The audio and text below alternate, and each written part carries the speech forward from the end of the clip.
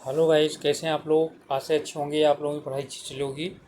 आप सब लोगों का एक बार फिर से आपके अपने ऑनलाइन प्लेटफॉर्म प्रयाग एकेडमी में बहुत बहुत स्वागत है। आज हम लोग उपस्थित हुए हैं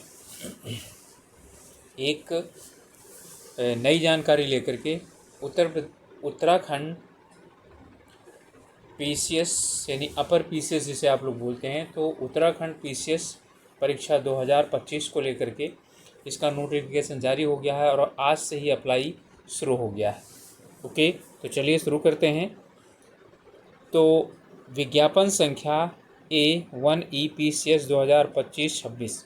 ओके, तो उत्तराखंड लोक सेवा आयोग हरिद्वार ने उत्तराखंड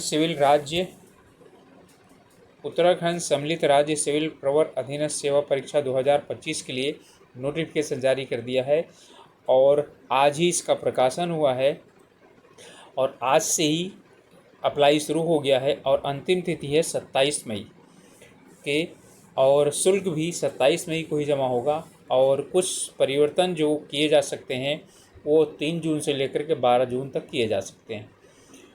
ओके, तो इसमें जो प्रमुख इसकी जो सूचनाएं हैं या जो महत्वपूर्ण जानकारियां हैं उससे आप लोगों को अवगत कराना है। सबसे पहले तो यही हो गया कि इसकी जो अंतिम तारीख है वो है 27 मई। तो 7 मई से लेकर 27 मई यानी 20 दिन तक फॉर्म भरे जाएंगे। ओके, इसके बाद आगे इसमें जो दिया गया है वो ये है कि अप्लाई कौन कौन कर सकते हैं और अप्लाई सिर्फ ऑनलाइन होना है। ओके, जो पोस्टें हैं वो दी गई हैं, कितनी कितनी हैं, रिक्तियां दी गई हैं, चलिए देख लेते हैं। डिप्टी कलेक्टर यानी कि जो एसडीएम की पोस्ट है, एसडीएम की पोस्ट सिर्फ 3 है। 2 जनरल के लिए हैं, एक एससी के लिए है, ओबीसी एससी एसटी के लिए पोस्टें हैं। ये मत समझिएगा रिजर्वेशन में नहीं है, ठीक है। बाकी तीनों के लिए पुलिस उपाधीक्षक गृह विभाग यानी कि आपका डीएसपी या जिसे सीओ बोलते हैं, ये 7 पद हैं। 4 जो हैं वो जनरल के लिए हैं, 2 एससी के लिए रिजर्व हैं, एक ओबीसी के लिए रिजर्व है। ओके, और उत्तराखंड महिला के लिए ये भी यहाँ पर क्या है, एक अनारक्षित में से रिजर्व है। ओके, वित्त अधिकारी कोषाधिकारी वित्त विभाग के लिए, ठीक है, यहाँ 10 पोस्टें हैं और सहायक निदेशक लेखा के यहाँ 6 पोस्टें हैं। उप निबंधन श्रेणी 2 और ये लेवल 7 की है। अभी तक जितने 4 पोस्ट हैं ये लेवल 10 की हैं, ये भी और ये भी। अब ये लेवल 7 की है। ओके, तो इसकी पोस्टें 12 हैं कुल। सहायक कर आयुक्त राज्य वित्त विभाग का है, यहाँ पर ये भी 10 यानी लेवल 10 की है और 10 जो है इसमें लेवल 10 की है। कुल वैकेंसी 13 हैं। राज्य कर अधिकारी वित्त विभाग और ये 7 लेवल की है और यहाँ 17 वैकेंसी कुल दी गई हैं। सहायक नगर आयुक्त अधिशासी अधिकारी श्रेणी 1 ये लेवल 10 की है और इसकी कुल 7 जो है वो वैकेंसी हैं। और कार्य अधिकारी जिला पंचायत ये भी लेवल 10 की है, इसमें 2 वैकेंसी हैं। और जो है ये जनरल की एक भी वैकेंसी नहीं, इसमें यहाँ पर रिजर्वेशन वाली वैकेंसी हैं। उच्च शिक्षा उप शिक्षा अधिकारी स्टाफ ऑफिसर विधि अधिकारी ये भी लेवल 10 की वैकेंसी है और ये 15 हैं कुल। 4 महिला के लिए आरक्षित हैं, 2 अनारक्षित, 1 अनुसूचित जाति, 1 पिछड़ा वर्ग के लिए। ये विद्यालय शिक्षा विभाग के लिए। समाज कल्याण अधिकारी इसके लिए ये भी लेवल 10 की है, इसमें सिर्फ 2 पद हैं। इसके बाद अधीक्षक राजकीय भिक्षु गृह और इसमें ये लेवल 6 की वैकेंसी है, ये 3 पद हैं। सहायक निदेशक संस्कृत शिक्षा विभाग ये लेवल 10 की है, सिर्फ और सिर्फ 4 वैकेंसी इसमें। सहायक गणना आयुक्त, ठीक है, ये 10 लेवल यानी लेवल 10 की है, इसमें सिर्फ 1 वैकेंसी है और वो भी सामान्य यानी ओपन है। जिला परिवीक्षा अधिकारी महिला सशक्तिकरण बाल विकास, ये लेवल 7 की वैकेंसी है, एक ही इसमें भी पद है। सूचनाधिकारी, जिला सूचनाधिकारी, ये लेवल 7 की है, इसमें 3 वैकेंसी हैं। संपादक सूचना एवं लोक संपर्क विभाग, देखिए ये लेवल 7 की है, यहाँ पर भी सिर्फ एक पद है। फीचर लेखक सूचना एवं लोक संपर्क विभाग, ये 7 लेवल की है और इसमें एक पद है। सहायक निदेशक कृषि और भूमि, ये 10 यानी लेवल 10 की है और यहाँ 8 वैकेंसी है। इसका सहायक निदेशक सांख्यिकी, ये लेवल 10 की वैकेंसी है। सांख्यिकी शाखा के लिए एक वैकेंसी है। इसमें खाद्य प्रसंस्करण अधिकारी या प्रधानाचार्य, उद्यान एवं खाद्य प्रसंस्करण समूह खा, देखिए ये भी लेवल 10 की वैकेंसी है और 2 पद हैं इसमें। प्रदेशीय मौन विशेषज्ञ, ओके, ये भी लेवल 10 की है और यहाँ पर क्या है, 2 पद हैं इसमें और दोनों ओपन है। सांख्यिकी अधिकारी श्रेणी 2 का है, ये लेवल 10 की वैकेंसी है और यहाँ पर एक पद है। जिला पर्यटन अधिकारी, पर्यटन विभाग के लिए ये वैकेंसी है, ये भी लेवल 10 की है और ये एक वैकेंसी है और वो भी रिजर्व है। कुल मिलाकर के 123 वैकेंसी हैं। 80 सामान्य के लिए हैं, 16 जो है वो एससी के लिए हैं और 3 एसटी के लिए हैं, 15 ओबीसी के लिए हैं। ठीक है, तो और भी ये इसमें जो रिजर्वेशन महिलाओं के लिए है, उत्तराखंड महिलाओं के लिए, वो अलग से ही हैं। ठीक है, अभी ये फाइनल नहीं है और वैकेंसी घटाई बढ़ाई जा सकती हैं। ओके, और इसके बाद जो फिजिकल हैंडीकैप्ड हैं उनके लिए ये दिया हुआ है मानक। इसके बाद इसमें जो शैक्षिक अर्हता है, देखिए वो उसको अलग अलग दिया हुआ है। ठीक है, यहाँ पर 1, 2, 3, 4, 5, 6, 7, 8, 9 और 11 के लिए, ठीक है, किसी भी विश्वविद्यालय के स्नातक उपाधि होनी चाहिए। ठीक है, और अलग अलग जो वैकेंसियाँ हैं उनके लिए अलग अलग हैं। जैसे सहायक लेखा है, इसके लिए इसमें यानी कि कोई भी विश्वविद्यालय से डिग्री होनी चाहिए, लेकिन वो किससे होनी चाहिए, BCom से होना चाहिए। ठीक है, इसमें BCom डिग्री मांगना है। यहाँ पर जो यानी मांग रहा है, यहाँ पर विधि स्नातक यानी LLB होना चाहिए। ओके, इसके बाद उप शिक्षा अधिकारी स्टाफ के लिए यहाँ पर किसी भी विषय में परास्नातक होना चाहिए, यानी कि MA होना चाहिए, MSc होना चाहिए और या ठीक है MCom होना चाहिए। ठीक है, मास्टर डिग्री होना चाहिए किसी भी उसमें। और इसमें अधीक्षक राजकीय भिक्षुक गृह प्रमाणित। ठीक है, इसके लिए किसी भी विश्वविद्यालय से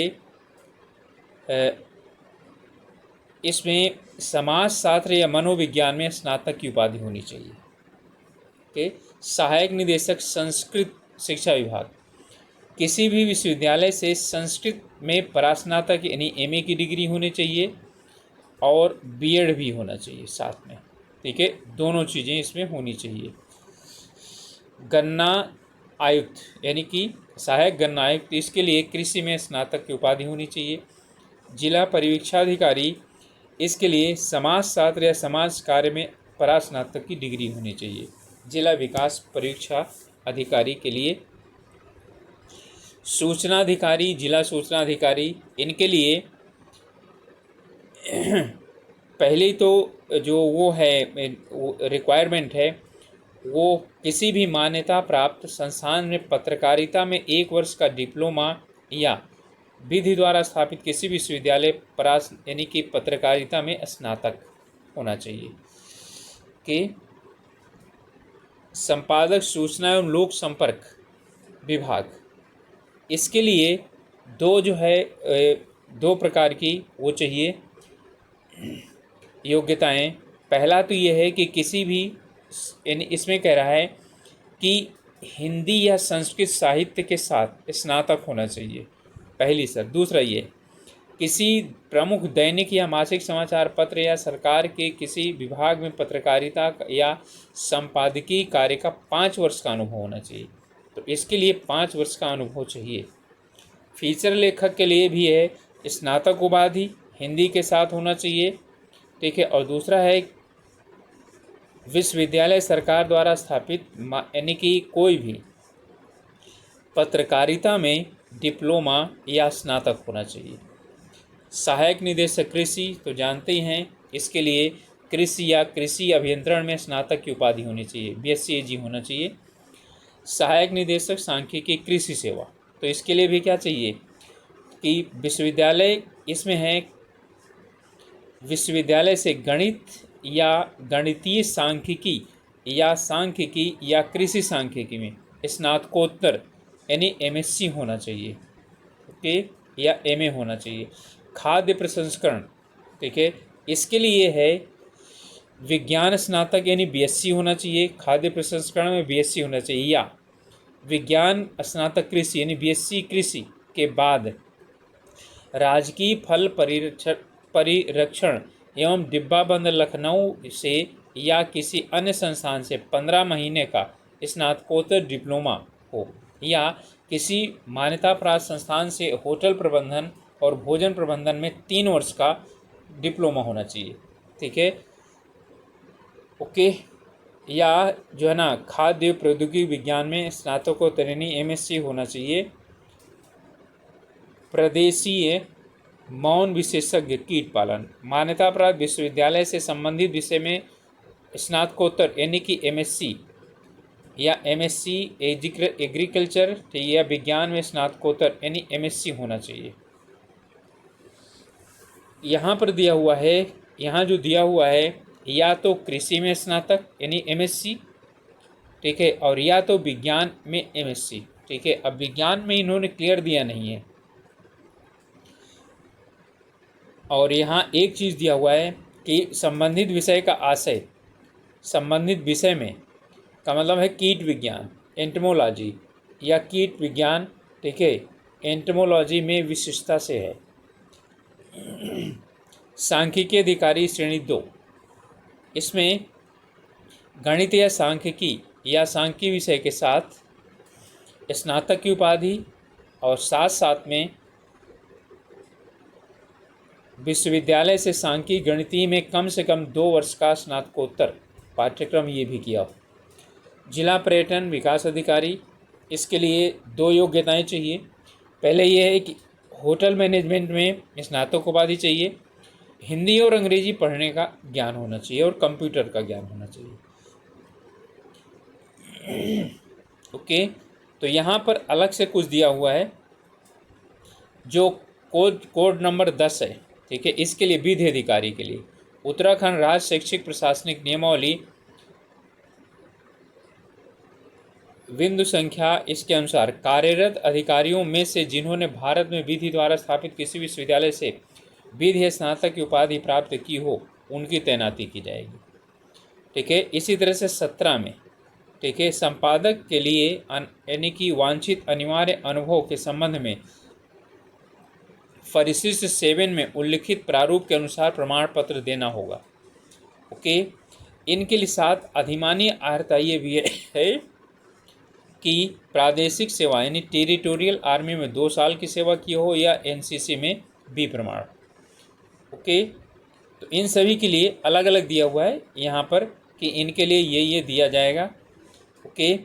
हाँ, एक चीज़ है कि यदि उप शिक्षा अधिकारी स्टाफ ऑफिसर, ठीक है, विधि अधिकारी के लिए यदि पद संख्या 10 में भारत में विधि द्वारा स्थापित किसी विश्वविद्यालय से शिक्षा शास्त्र में स्नातक यानी यदि B.Ed हो तो अच्छा रहेगा, या तो TA में 2 साल का, या तो जो है ना NCC उसका जो है यानी कि B प्रमाण पत्र होना चाहिए। और भी इसमें अलग अलग हैं, और इसका मतलब अधिमानी योग्यता का मतलब है कि इसका कोई और मैटर नहीं है, ये मत सोचिएगा निश्चित रूप से होना चाहिए। इसमें यह है कि यदि 1 और 2 लोगों का यदि क्या होता है मार्क्स यानी अंक समान हो जाते हैं, तो फिर इनमें जिसने कुछ किया होगा उसे प्रमुखता दी जाएगी, ठीक है। यदि अंक कम ज़्यादा हैं तो उससे कोई फर्क नहीं पड़ेगा, ठीक है। तो ये तभी देखा जाता है जब ये दोनों बराबर हो रहे हों, दोनों के अंक बराबर हो रहे हों, तभी देखा जाता है, ओके।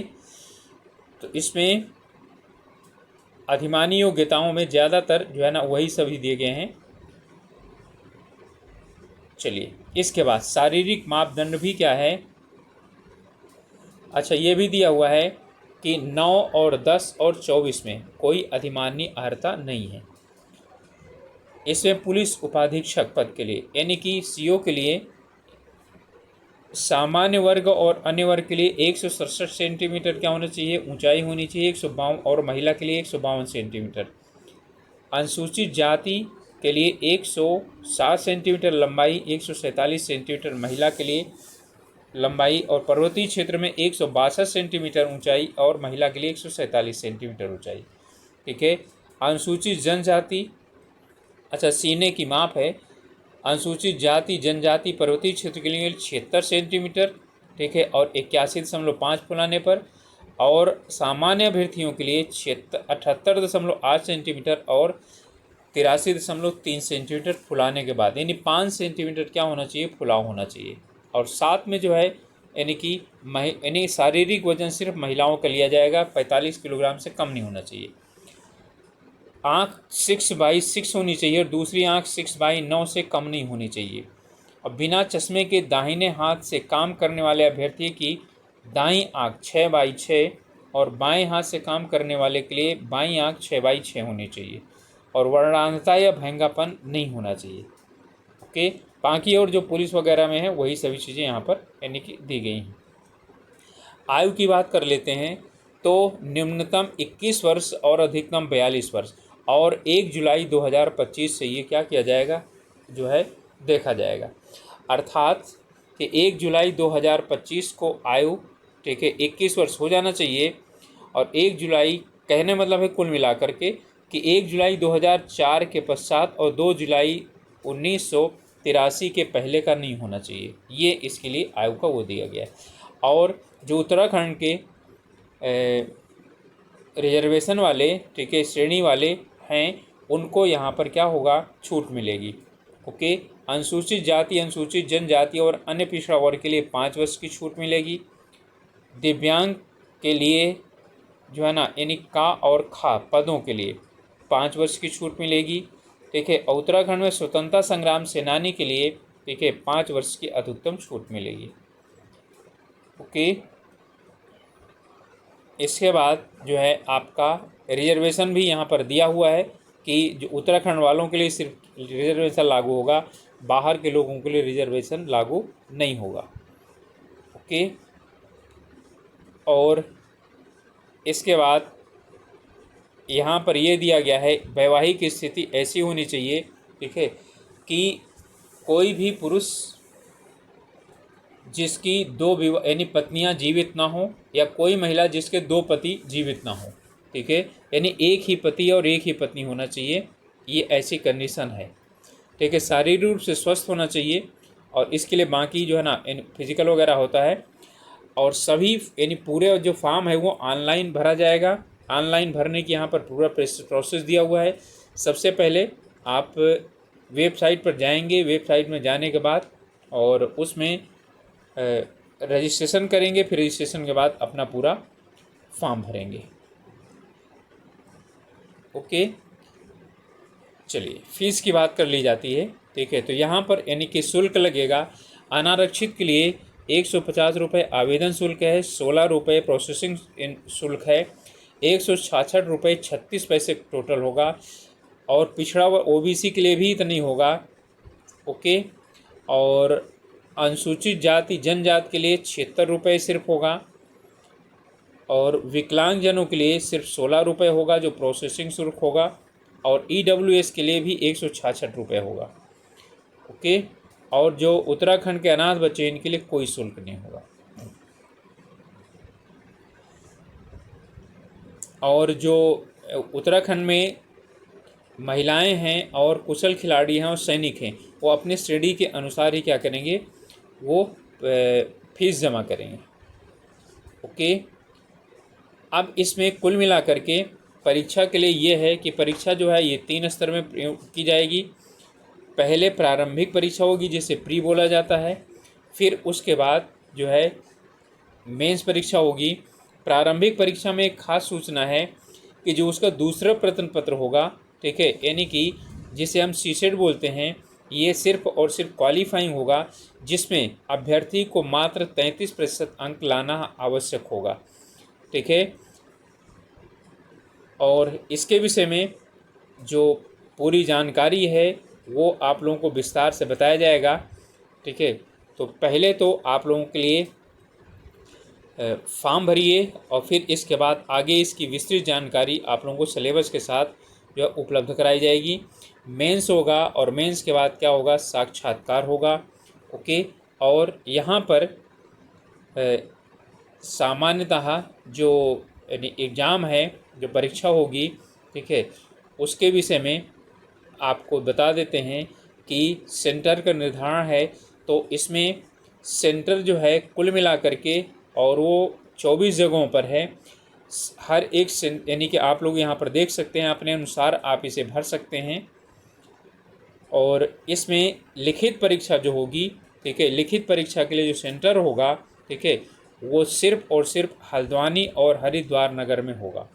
एक बार इन्होंने देहरादून में भी किया था, लेकिन अब हरिद्वार इतना कम है, ठीक है, तो ये वो कर देंगे। अब सामान्य सी जानकारी दे देते हैं आप लोगों को, जो नए बच्चे हैं उनको नहीं पता होगा।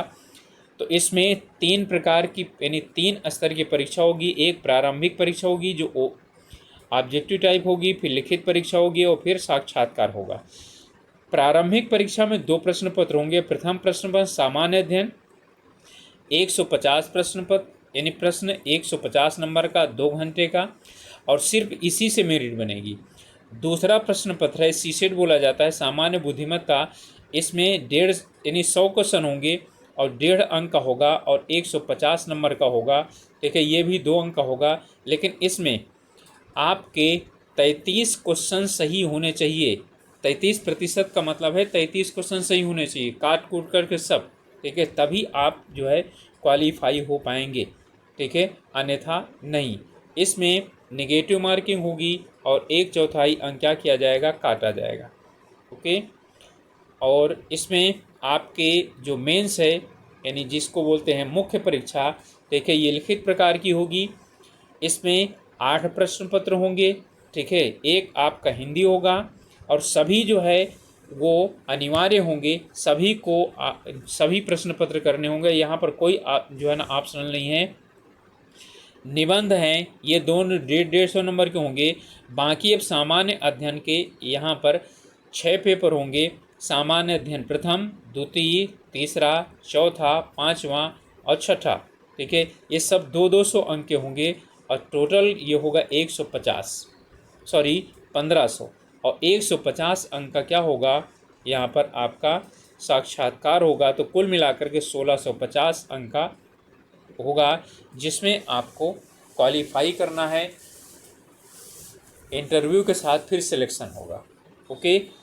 तो ये जानकारी है। इसके बाद आगे इसके सिलेबस के विषय में तैयारी कैसे की जानी चाहिए, कहाँ कहाँ से ध्यान दिया जाना चाहिए, ठीक है, इसकी जो यानी सेपरेट वीडियो बनाया जाएगा, ठीक है, जिसमें आप लोगों को बताया जाएगा कि आप लोग कैसे तैयारी कर सकते हैं, ओके। तो आप लोगों से एक रिक्वेस्ट है कि अभी तक आप लोगों ने चैनल को सब्सक्राइब नहीं किया है या नए हैं चैनल पर, तो ज़रूर सब्सक्राइब कीजिए, अपने ग्रुप्स में शेयर भी कर सकते हैं।